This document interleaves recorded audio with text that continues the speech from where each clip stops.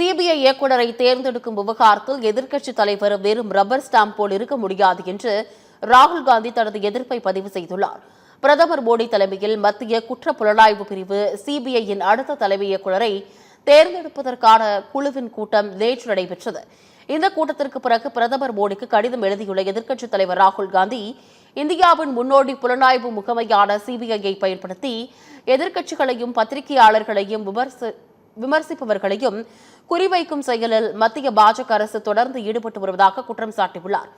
அரசமைப்பு நிறுவனமான சிபிஐ கையகப்படுத்தப்படாமல் இருக்கவே அதற்கான தேர்வுக்குழுவில் எதிர்க்கட்சித் தலைவரும் சேர்க்கப்பட்டுள்ளதாக குறிப்பிட்டுள்ளார்.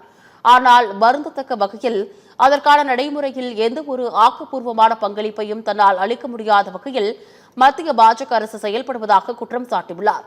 தொடர்ச்சியாக எழுத்துப்பூர்வமாக வேண்டுகோள் விடுத்தும் சிபிஐ இயக்குநர் தேர்வு விவகாரத்தில் தகுதியுள்ள நபர்களை பற்றிய முழு விவரமும் அடங்கிய அறிக்கைகளை தன்னிடம் அளிக்கவில்லை என்று தெரிவித்துள்ளார். தேர்வுக்குழுவின் முக்கிய தரவுகளை நிராகரிப்பதன் மூலம் அரசு வெற்றியெல்லாம் வெறுமனே ஒரு அதிகாரப்பூர்வ அலுவல் நடைமுறையாக தரம் குறைத்துவிட்டது என விமர்சித்துள்ளார்.